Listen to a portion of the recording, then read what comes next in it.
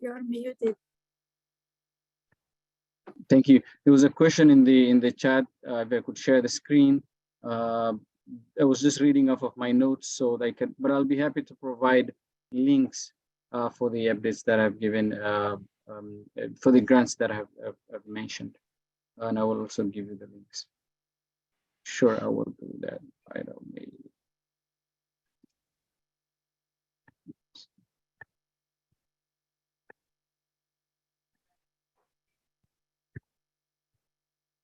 That's one link that you could, and then there are resources that you could also get from that link. Second, I can share that.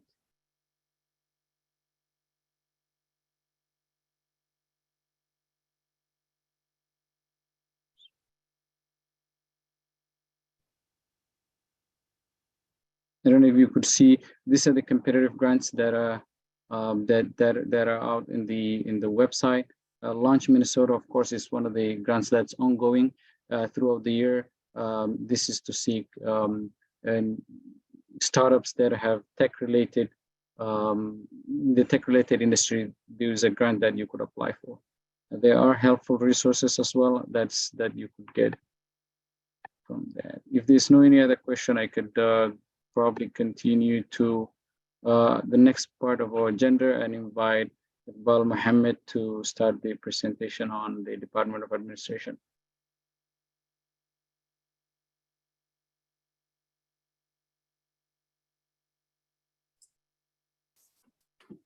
Hello, everyone. Can you hear me? Yes, you can hear. Okay. Thank you for inviting me here to be with you here. As Abdul Wahab said, my name is Iqbal Mohammed. I work for Minnesota Department of Administration, the Office of Equity and Procurement. We're part of the State Office of Procurement, and we do the purchasing for all state state agencies, that 24 cabinet level agencies. We have a budget of $3 billion, and as well as spend over $3 billion. That's being said, we buy everything you can imagine, from an airplane or a snowplow to janitorial services. Some of those actions we do in our office, and some of it we delegate to be done on the agency level. So the small purchases could be on the agency level, but the high level or high profile purchasing, admin is the only agency with authority to purchase on behalf of other state agencies. We do also highways and bridges, that's delegated to MnDOT, and we do all the vertical construction, all our offices and buildings through the state. We own or lease those buildings, so we maintain those buildings. So we do a lot of heavy construction part of that work. That's big picture of what we do. Of my understanding, like with this group and your interest, is that my team, we do work. My team is the team that work with communities. We do a community outreach, looking for small and disadvantaged businesses that interested in doing government business and want to access government market. It's definitely different than doing private work. So we do help small businesses get in that. So we provide access to business opportunities with the state of Minnesota. We do certify businesses. Those businesses, once you get the certification as a small and disadvantaged companies certified by the state of Minnesota, then there is benefits comes with that certification. For to be eligible for certification, you have to be small, and that business has to be small as defined by the federal government. and also the owner must be socially and economically disadvantaged, which that's one category, owned by women or minority groups. That's Black, Indigenous, Latino, or Asian. Or and the last group we added to this group recently is person with disability. Those groups are called targeted businesses, certified under that category. And we also certify veterans and service disabled veterans. And also another category of certification has nothing to do with social part of it, is that we certify companies that located in rural Minnesota. We call it economically disadvantaged counties. Those either are defined by federal government as labor surplus or by Department of Revenue as low-income counties. So probably about 50% of Minnesota counties are considered economically disadvantaged counties. So if you are located there as an owner or your business is running from there, you're qualified to be certified. So those are the certification groups. Once you get certified, you get access to benefit for that certification, to be eligible to get into some business opportunities that we put aside only for certified businesses.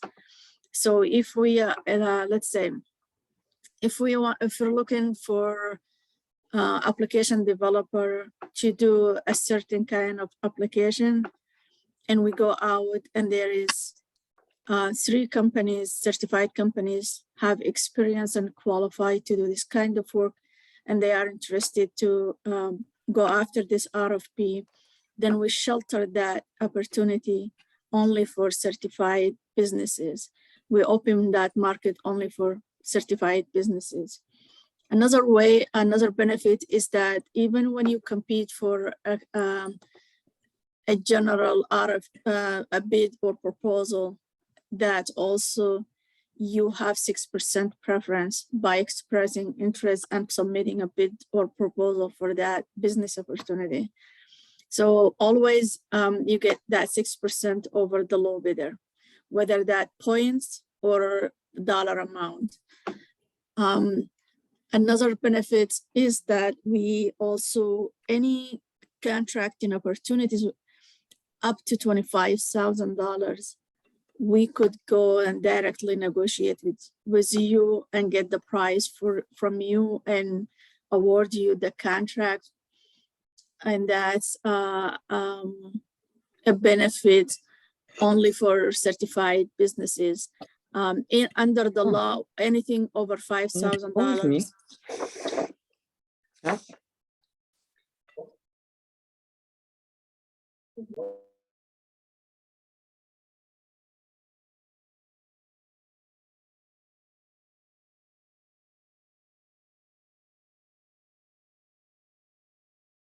Sorry, but we lost you there. Please unmute yourself.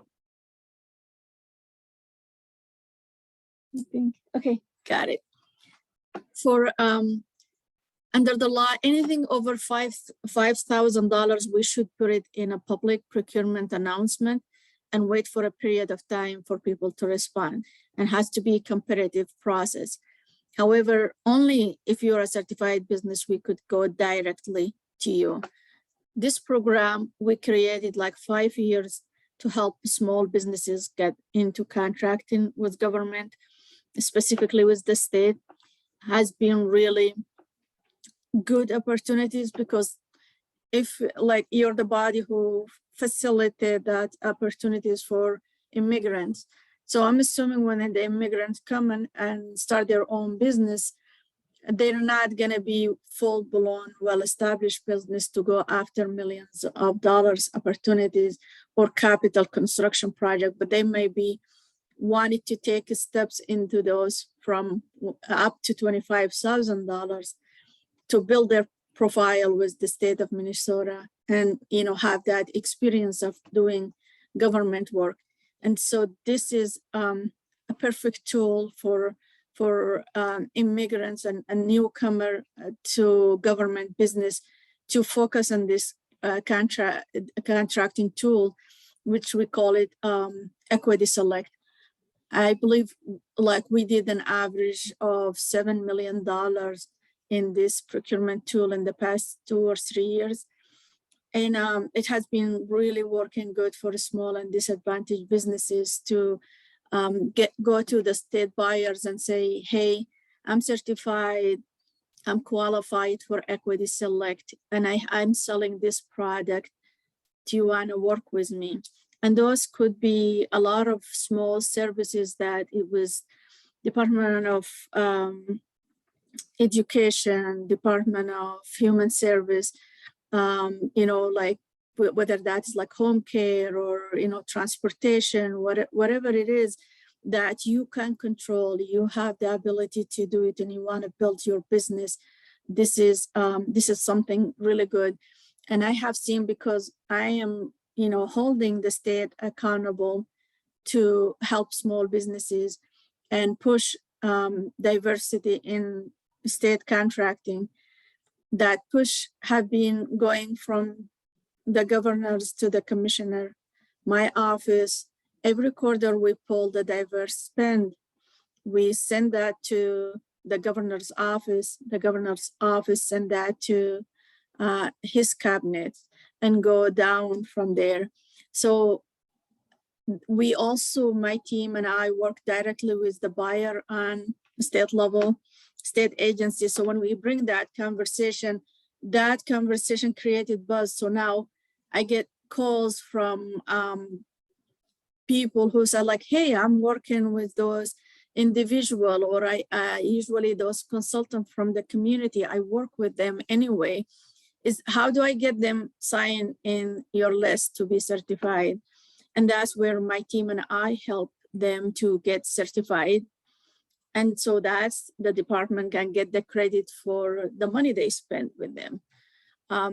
For one important thing, because I hear you, Abdul-Wahab, talking about grant, that's for business to be certified, that it must be for profit.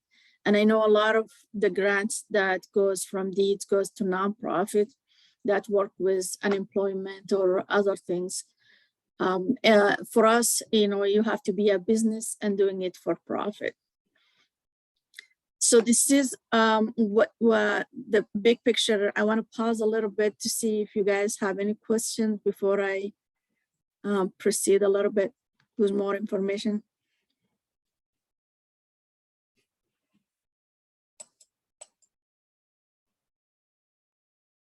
Please feel free to unmute yourself if you have questions, or you can type in on the chat. But as we continue to do that, I know I visited your website and looked at how best someone can get in touch with you. Maybe you can talk about that. Sure. So we have 2 programs that work hands in hands, and also did have a small business. So if there is someone in the community that is entrepreneur or business oriented person, and sometimes as an immigrant, I can speak from my own experience, sometimes it may be a lot easier to start your own business than finding employment, like 20 years ago when I came to the US. However, navigating government business process could be really daunting and require a lot of patience and require someone to guide you and shepherd you through the process. My team, and there is a program is called Procurement Technical Assistant Program. 15 people in total. All those 15 people are trained to give business development and counseling. So if you don't know how to do business, but first, like if you're a startup, it's better to work with DEED business development centers. I want to make that clear, because DEED has more tools and resources for startup. Like they walk you through the process, and it may be more efficient for the small business. If you're just a startup wanting to start your business, they will guide you to what to do. me and my team and the PTAC team, we take you when you already, like you don't have a dream, you also already have a business, you have a product and service in mind, and you're ready willing and able to do the business when the state contacts you the next day. And our team will help you with if you're looking for market research or branding, or looking for someone to look at your marketing material, or you want to go after an RFP or a bid, but you don't know how. You want to be introduced to the buyer who's going to be looking for that product or service. That's where my team and PTAC can come in, take you with intentional steps to connect you to the contracting opportunities. And we do that not only for the state opportunities, also for local and federal government. We are willing to help you with anything. If you want to be certified, but you don't know which certification is perfect for you and your business, we could have that discussion with you. The PTAC are 9 people that every day, from the time they click in until they leave, that's what they do, work one-on-one with small businesses. And so my office of equity and procurement, Abdul Wahab, he can put that in the chat for you guys. You can, if there is a main phone numbers and email that's monitors all day, and people will respond to you in 24 hours. Also, we have counseling requests. If you go there and ask for business counseling, just someone to talk to, or you have specific questions you need help with, someone, that system is monitored also all day, will assign you a specialist and they will contact you. Any questions about that?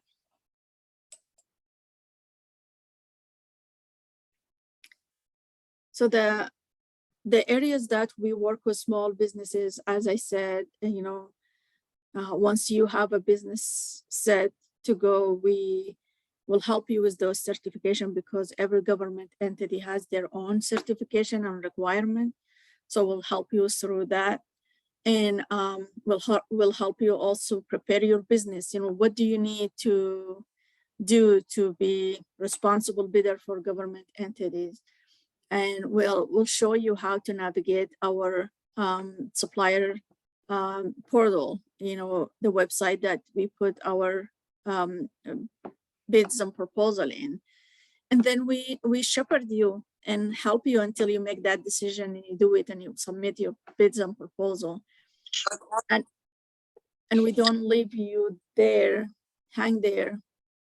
If that's, if you do it, but you fail, we'll help you to fail well, by helping you ask for debrief or feedback from the agency that you did it for, from the agency buyer who was responsible for that contracting opportunities that you didn't get.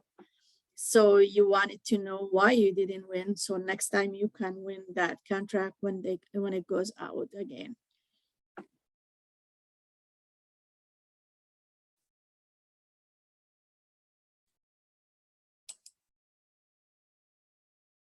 So one of the things that once you are successful bidder and you have getting a couple of contracts, one of the areas that you want to look into, what does the state do this kind of work? Sometimes we have a contract, 2 years contract, a 2 years contract term we signed with the vendor. That contract will be used by all state agencies, and we have a master contracts also for 5 years, and it could be extended more. That's open not only to state agencies, but open to all cities, counties, townships, school districts. We have a lot of local agencies that use our contracts. I think if you think about it, if you live in maybe Shoreview, Shoreview doesn't have to have a full staff of procurement to go and procure everything. If their police department wants cars, they buy off our contracts. If they want a snowplow, they buy off our master contracts. If they want to buy office supplies, they don't have to establish their own office supply master contract. They can use our master contract for office supply. So the best thing we wanted to have is our small and disadvantaged companies to be on those master contracts, so they can have access to local government market. And when we do it, we always have the small business name comes on the top, and we highlight them so the agencies will know this is a small certified company, and they can use them to increase the diversity in their purchasing. I see a couple of hands. Yes, I will start with Sahil and then Lillian after that. Go ahead, Sahil. Assalamu alaikum, sister. Thank you so much for such a great information. I'm Masihullah Sahil, working with Afghan community as a community liaison from Deed. One thing is the organization, your office basically helping those, companies. They are, selling the product. Are you guys also helping the company? They are buying the product. For example, some of the company, they are working with the government agencies, they're buying, product from the state. They say, like you say, for example, police cars, they buy police cars. But what's about like those police cars who they're selling? For example, other machineries or something, if the government or state want to sell it, are you helping with the companies who are willing to buy those one as well? I mean the surplus. Oh, the surplus. Yes. Okay. So we have surplus. Like all the state agencies, when they are done with something, they transfer that asset back to admin, and admin put public action and sell those out to public. And that is, online auction or some, like, because of COVID, we haven't had like live action for a while, but I think they are transitioning to have a couple of them live. But if you go online to Minnesota Surplus, those police cars or any other equipment, that's always sell under that surplus. Oh, thank you so much. Also, I was looking to the website and I couldn't really see like contact information. Is there any way like yours or any your office email or phone number if we try to reach and looking for some guidance or looking for more information? For surplus? No, just like for if somebody, because as I say, I'm working with the community, so I'm sharing all this information with the community, and if somebody want to reach out to you, how we can reach out to you? Yes. Abdul Wahab, can you put my email and contact information from you in the email in the chat? Thank you so much. I will do that. And I just really have a hard time multitasking. Or I can send it to Abdul Wahab and he can send it out to you guys. Thank you so much.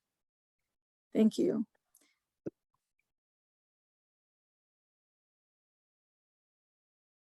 I think someone else has a hand. Lillian. Hi, Bob. Thank you for your presentation. That was really great. I'm also a community leader. I work for the Department of Agriculture, but I'm also a community leader here. So one of the questions I had was about the certifications that you mentioned. Are there certifications, are some of those certifications recognized beyond state government, beyond Minnesota state government? In other words, would that help for them to do business or procure contracts with beyond state government? And then my other question was, I think I read or heard about some women-owned business-specific programs, and I'm wondering whether those fall under your office. So our certification, the state certification, is recognized by the agencies that use state fund. So that means Our certification is used by MnDOT because MnDOT does a lot of capital construction. So they have their funds come from USDOT for highways and highways and bridges. However, they get a match from the state, and sometimes all those projects could be 100% subsidized by the state. So that those projects, in those projects, they use our certification, targeted group, and veteran-owned businesses. The metropolitan agencies, that's the Met Council, the Airport Commission, the mosquito control, and the sports facility. Those are the metropolitan agencies that do that, use our certification. However, where there is cities beside there is the two big cities, Minneapolis and St. Paul, and Hennepin and Ramsey. Those are larger cities. They can afford to have their own program, and they're active in equity. So they have their certification. This is their local certification. They use that program. However, the city of Minneapolis, in their construction, they use other certification, like the DBE certification. That is a federal certification.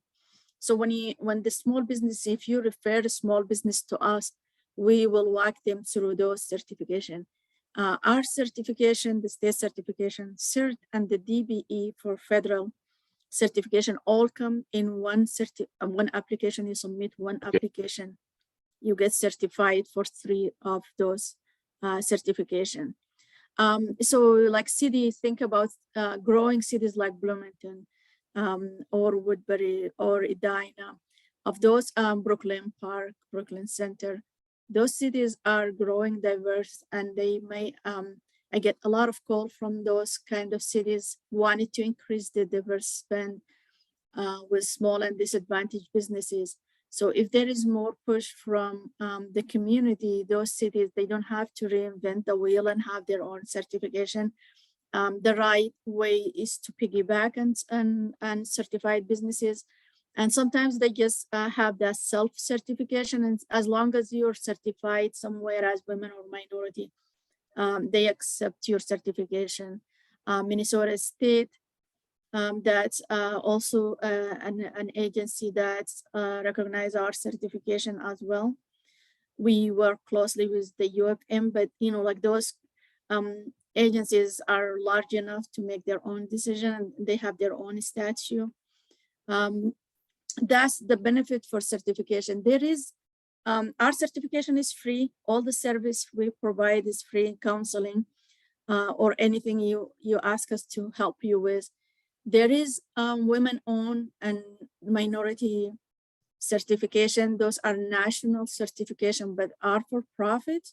You have to pay for that certification. You have to pay to be a member for those organizations. And that's called the women-owned. It's called WeBank, and the minority-owned is called Central Minority Supplier, NCMSDC. That is the national certification. Those are the certification are recognized by corporate America. So if you want to work with Target, Walmart, General Mills, they uphold those certification. They work with those 2 organizations, and they help get those minority and women-owned business get certification. I'm a member of corporate America. I sit on their roundtable. It's a great service, but sometimes you have, as a business, a small business, you have to pick your battle. Like, are you in a good position to pay like $300 in a membership where you're just a startup and struggling to get?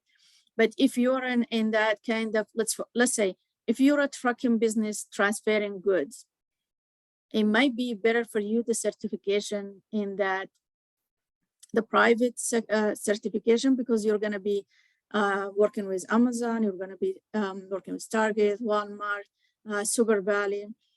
those are your audience. But for me in government, we don't have goods to transport.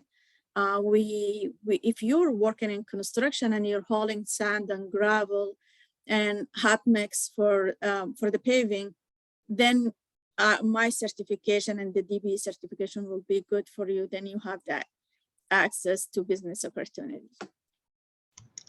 Thank you so much. I hope that you're open to providing outreach and information to communities. I just love the way you explain it, honestly, and it's so refreshing. So I'll definitely be reaching out because I think I love the way you explain it. I don't want to go too much into it. I think it's really good for our community. Thank you so much. Appreciate it. Thank you. And I just want to, you mentioned something important. I want to say it's, thank you so much. Reaching out to communities is really important. This is a big part of my team. Before the start of my team, admin only did like 5 events a year.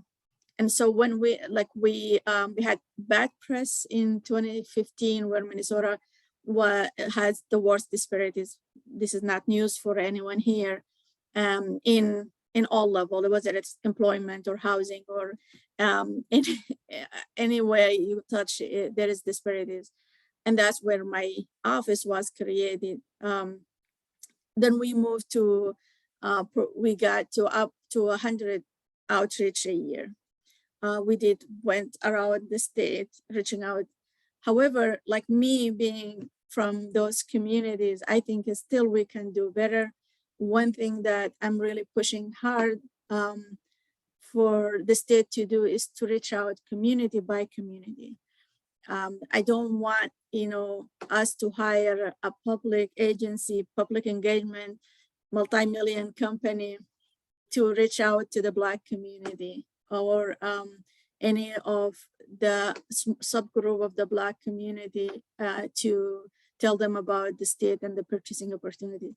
I want to hire someone from that community to reach out to that. I don't know if I was doing something wrong or how I like that. People didn't say that's a good idea, but I had the opportunity this year to hire a consultant from the Black community in North Minneapolis, where we had an event in Iraq. And I was happy because my leadership were in that event and they saw that was the first time when we hired someone from the community, we got the community came, the Black businesses in North Minneapolis actually came to that event. In the past, we held that in North Minneapolis, but all the business comes there, businesses owned by white people. So that's really good, important a message that how do we reach out to the community. And I'm glad you guys invited me into this forum to start this relationship. Hopefully in the future, we will reach out to every specific group of that you guys serving. Thank you again. Thank you so much. Well, that was really great. As we continue to get these meetings going on, we're always looking at ways we can help the community and some of the issues that were not discussed before. We have talked a lot on helping services, benefits, and everything. But as you may realize that I also tend to focus a little bit on businesses and how we can and tap into the entrepreneurship spirit of the immigrants and communities of color. This is something that's also a priority. And please do let us know if there are any suggestions you have on who we should invite to the meetings and reach out to me as well. But I will just pause there and then maybe get other questions for the next 3 minutes before we start the next conversation. Tom, you have your hand up. You're muted.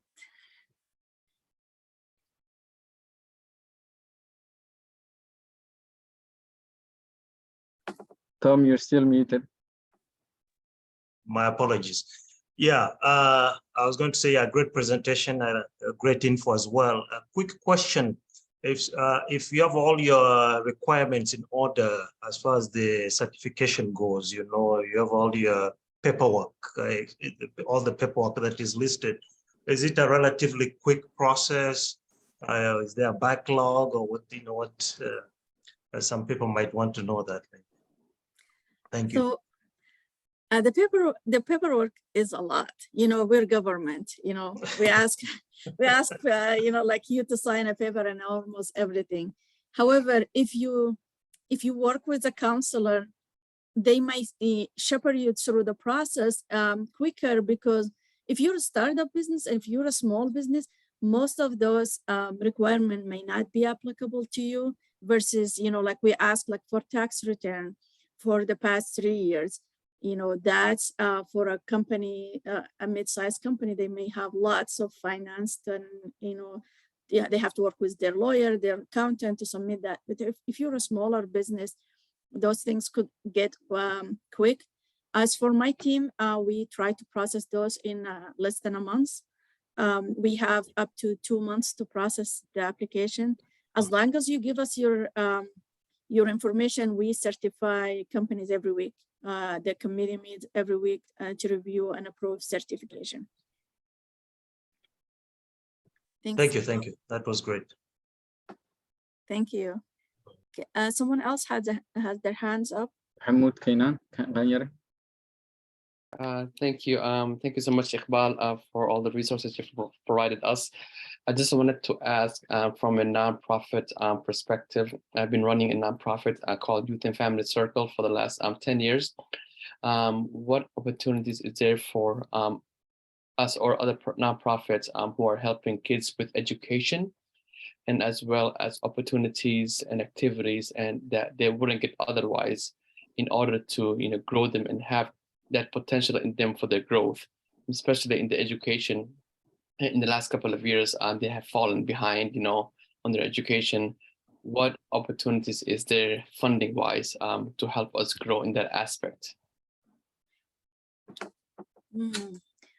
I like under my my division, not so much, unfortunately, but however, that could be something under Department of Education, and that will be under their grants, maybe running the programs, and not under the states. I don't know if that's under deed or I don't think that will be DHS, probably deed or Department of Education. Would We do have some. Would it be okay if I can contact you and then we could discuss that, and then you could maybe kind of connect us to what is appropriate? Sure. Yeah, definitely. I can connect you with someone from my team can do the research for you. Okay. Sure, but Mahmoud, also, I would love for you to talk to you about the programs that you run. There are some programs in the DEED youth programs that we run. We do partner with some of the nonprofits that are helping the youth. So I'd love to reach out. I'll leave my email there as well, and let me know. Thank you so much. Appreciate that. One last thing that I wanted to leave you with, there's a lot of push. The governors and his cabinets are all pushing for this equitable procurement.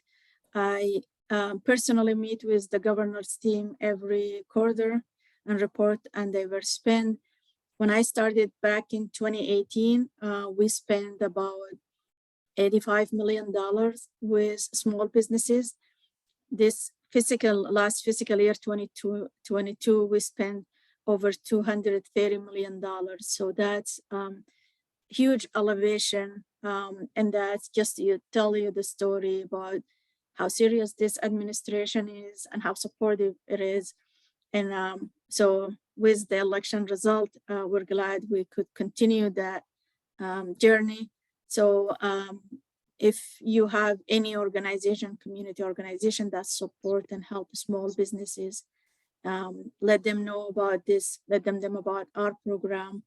I know it's not easy to navigate government contracting, but we will be here with you and walk through the journey with you and help you and support all the small businesses to succeed in government contracting.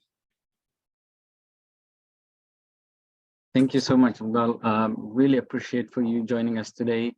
And I know you will have a lot of follow-ups from emails, but please do reach out to us if you have any questions or any concerns. I did work a lot with the business communities, and I know there's so much excitement about contracting with the state. Businesses are at different levels. Some are the startups. We're working with them on how to have a successful startup business. Some are at an advanced level where they're talking about major contracts. So as you continue to work with them, we'll also be happy to work with you on helping those businesses. Thank you so much for joining us. And if there's no further questions, I'll go to the next part of the presentation. Thank you. Thank you so much. Let's see here. Let me take the opportunity to invite a colleague of mine at Deed, Drew, if you can continue for the rest of the program. All right, thanks for the invitation today. Hi, my name is Drew Lindorfer. I am managing the State Small Business Credit Initiative programs here at Deed. And the Assistant Commissioner was kind enough to invite me here to tell you a little bit about them. We're right in the process of rolling out, and do you want me to just run slides or what works for you? Yeah, sure. I have the slide here, but if you wanted to get more control, you can. Do I know how to share on Zoom? That's the let me do that. Here, I got it, I think. Did that work? Yes, everything good? Yes. Okay, cool. Sorry. So this is some new federal money that Deed has been charged with from the governor's office with administering. We're also partnering with the University of Minnesota for a couple of programs. Over the course of the next 6 years or so, we should be getting approximately $97 million in funding through SSBCI, as we call it. We're working on the first $29.5 million of that right now and are in the process of rolling out programs. There was also going to be some technical assistance available at a later date, but Treasury is still in the process of evaluating applications for that part of the program. So we will share that out once we know that they've accepted our proposal and how that is going to roll out. Just so you're all aware, and probably very relevant to this group, part of Treasury's mandate to the states is that we have at least a certain percentage of funds that go to socially and economically disadvantaged individuals, so businesses owned by folks who are people of color, women, veterans, language, English as a second language, I think is part of that. I'm not phrasing it correctly, but that's one of the criteria. Folks who live in CDFI investment areas, which is a designation by the Department of Treasury around just generally lower income tracts. All of the SSBCI funds are, they're all financing tools. We're not allowed to do any grants through the program. And it's also targeted at businesses that are seeking other private financing in the market. So it's not ever going to be the only source of capital.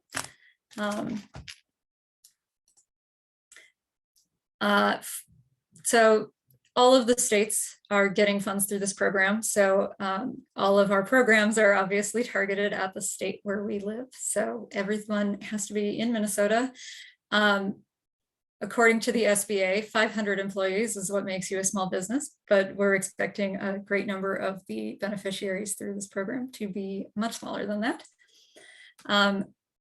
And the funds can be used generally for business purposes. There are no restrictions about whether companies are startups necessarily. In fact, we have some programs that are targeted at startups, particularly in high-tech areas, and then are going to be working with some other organizations as intermediaries, which I'll talk about a little bit more. That's just an overview of the programs that we're doing. There are 6 of them all together. The loan guarantee program is providing guarantees to banks, credit unions, and CDFIs that are making small business loans.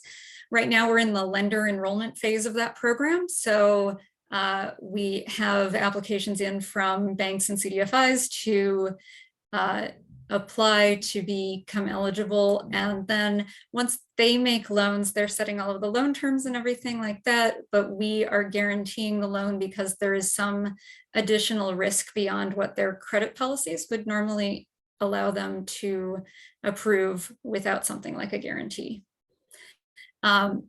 Once we have lenders enrolled, there's going to be a directory of the enrolled lenders up online. And so you'll be able to go access that and look for banking or CDFI partners that are in your area. We're also going to be posting if they have staff that can serve non-English speaking populations, have specific financing type of needs, other things of that nature. I won't get too much into this. I think probably for this audience, the relevant thing is that that we'll be having those lenders available soon, and that you do apply directly through the lenders. If there are any CDFI types on and you have questions about enrolling in the program, I'm also happy to take those offline.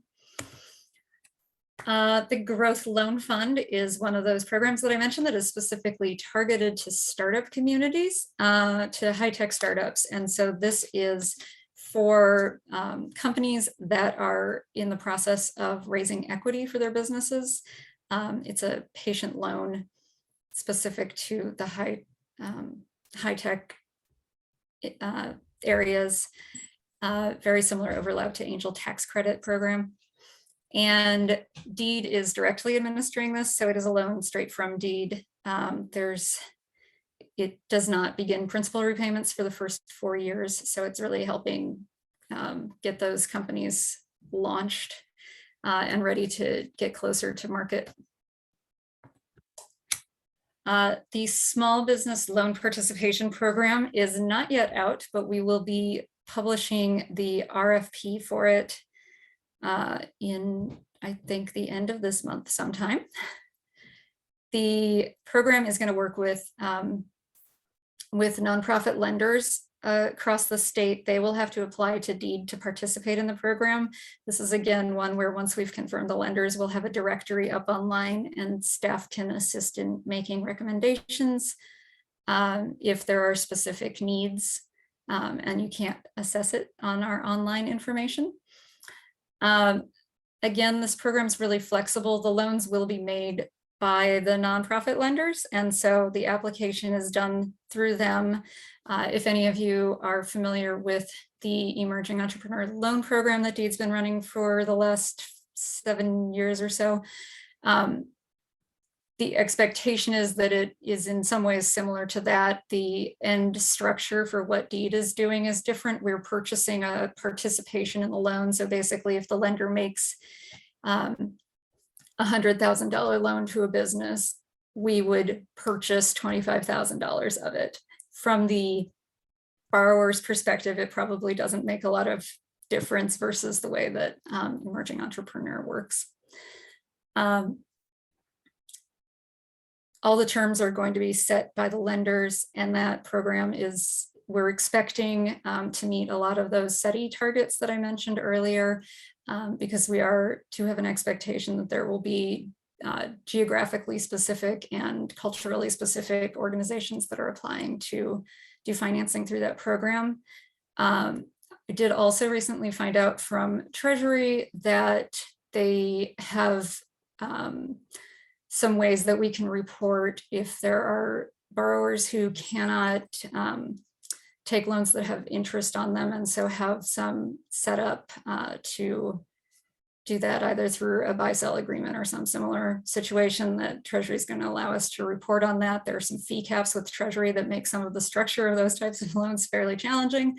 And so that was some very good news, because that has historically been a space that Deed has been able to provide some capital to get out to small businesses. this program and really all of our programs are on a first come first serve basis. There are specific dollar amounts allocated to all of the programs, but within those specific allocations, they're first come first serve. The automation loan participation program is specific to the manufacturing sector, and so is really working in partnership with banks to provide companion loans for manufacturers who are increasing automation equipment and peripherals that go with that. The businesses are technically applying to DEED, but we're also happy to have the banks come in as the initial partner if you are in the manufacturing space and looking to do any of that. The last two programs that we have are being run by the University of Minnesota. DEED is not able to make equity investments in companies or funds, and the U is, so they are taking that on for us. They will be doing direct investments in companies that are, again, in technology fields, specific fields, and making equity investments in those, and then also doing some fund level equity investments for funds that will be investing in Minnesota-based small businesses. That was my very high level overview and an email address where you can get a hold of us, and I would welcome any questions. But I'm going to stop sharing so I can see you guys. Please go ahead and mute yourself if you have any questions, or type them in the chat and we'll reply to them. So I have one question about the small business.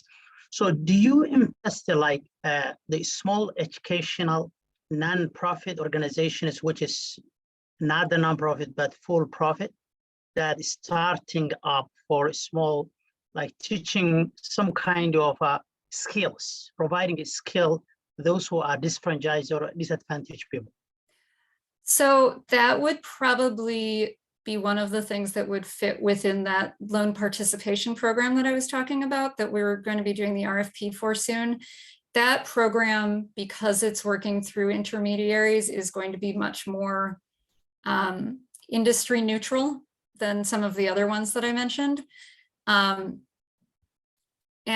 one of the things about SSBCI money actually that will be a little bit interesting to see how it works is that, unlike a lot of the state programs that we run, we can actually lend to nonprofits also with those dollars. And so that may open up, particularly in the education space, some additional capital to those types of organizations.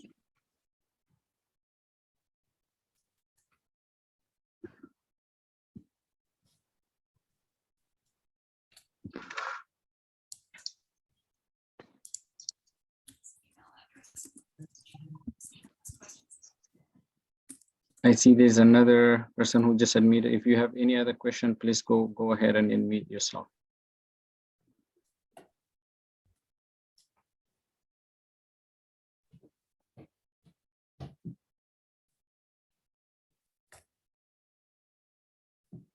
Hi, Drew. This is Edmundo Hill from the city of St. Paul.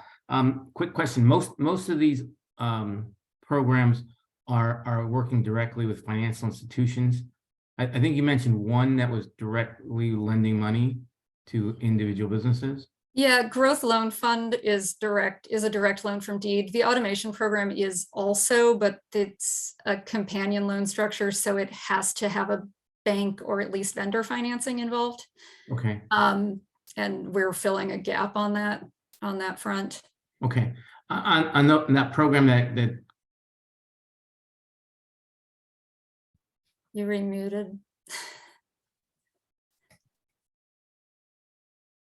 Can you hear me again? Yeah, yes. Okay. All right. So the program that actually funds directly to businesses, are there any restrictions based on immigration status for businesses that might want to borrow?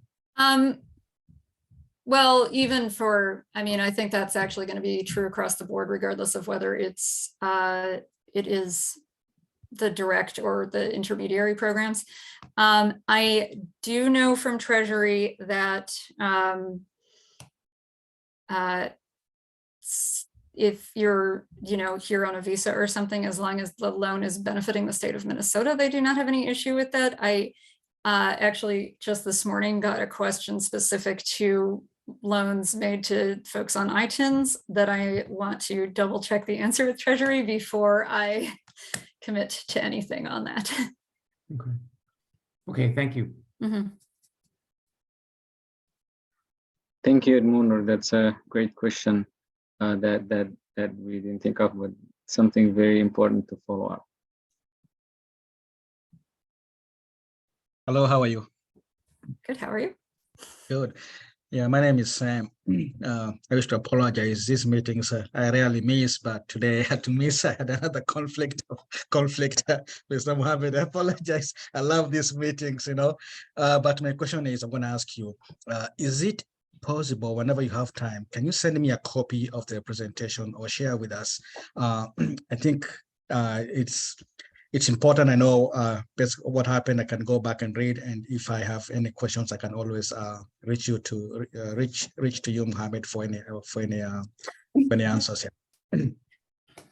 Perfect. I would share that. Okay. Thank you so much. I do appreciate for that.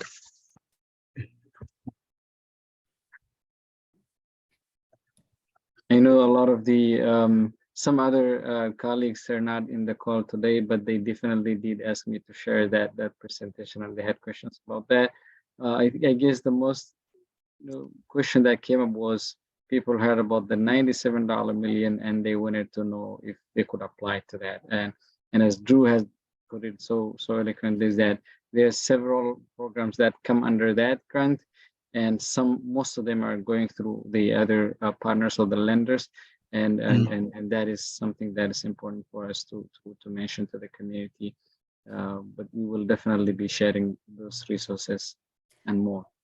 Yeah, and just to give a little background on how this all came about, so the funds are part of the American Recovery Plan Act, and all of the states and territories that wanted to apply had to propose programs. And so DEED really worked a lot on the front end with community partners in banking, in the VC world, in the CDFI area, to try to design programs that were going to cover a broad range of needs as we look toward post-COVID economic recovery in the state. And so just to understand why there's so many different pieces and how that functions.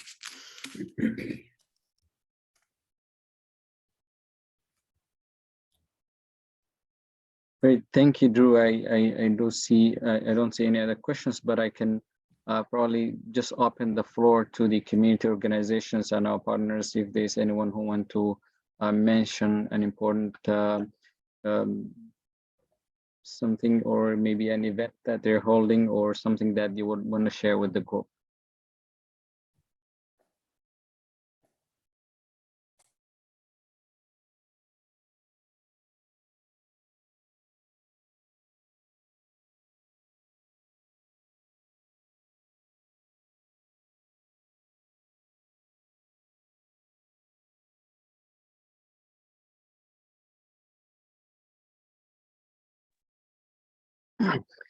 I do not see any other concerns, questions, or comments. We will be happy to end the call a bit earlier than we were scheduled. Always happy to give back some time, and I'm glad that it was everyone found the content very helpful, and I'll be here to answer any questions. Please feel free to reach out until the remainder for the next 8 minutes. I can go ahead and stay on the call, and if there's anyone that will want to stay or ask questions, please do.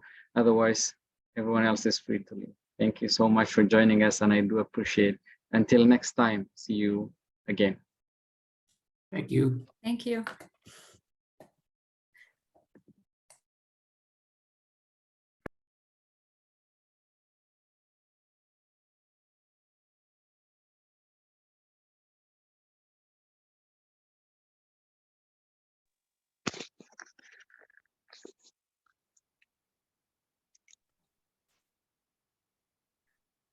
Yeah. everyone. I have a question. This is my 4th day at the state and with the Council of Minnesotans for African Heritage. And I just wanted to know if the slides will be sent out to all folks on this call. Yeah, I can add you to, I was not going to send it to everyone, but I can do and add you to those who I would send to. Excellent, thank you. Should I provide Are you able to? Yes, please do type your email. And also, Sam, you could type your email as well, please. I'll probably do that right now before I forget. Sure. Oh yeah, I'll do. I'm gonna do it right now. And I know that Iqbal didn't have a presentation, but feel free to reach out as well if you have any specific questions. Hey, this is Jude. How are you? Jude, how are you? You're also from I'm good. Yeah. I was late in the meeting. I don't know if you announced the African Leadership Conference. It's coming up on 8th and 9th December. 8th and 9th, yeah.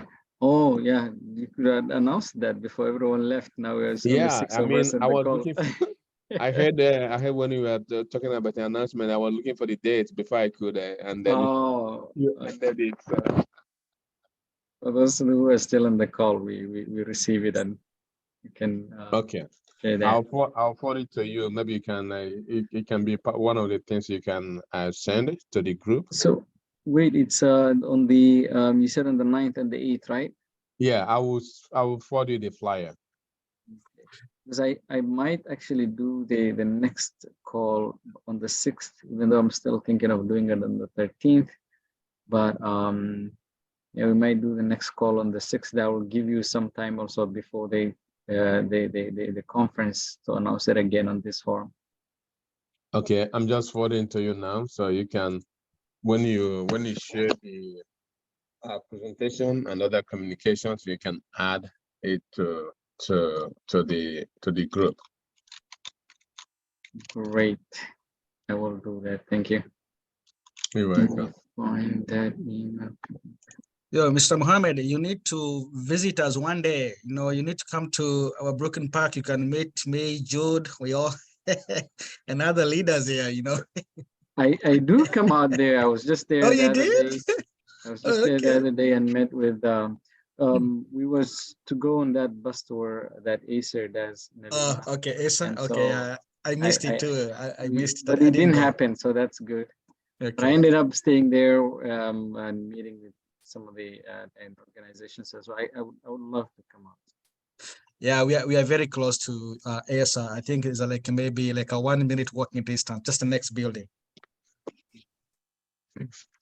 Great. Yeah. And I don't know if someone else asked for that presentation. Asha and Sam, I have you. I just sent out that email. Okay. I want to look at it then. Yeah. Just receive it right now. Okay. Well, I want to say thank you so much. I think let me check. I think okay. I don't have it yet. Oh no, I just hit send right now. So okay. It's gonna be coming from you? Yes. Okay, I found it. I got it, Mohammed. Thank you so much. Thank you. Thank you so much, Sam. Thanks for joining us, and always glad to see you. Appreciate Thank you anytime. Thank you. Bye-bye. All Thanks, right, Jude. bye.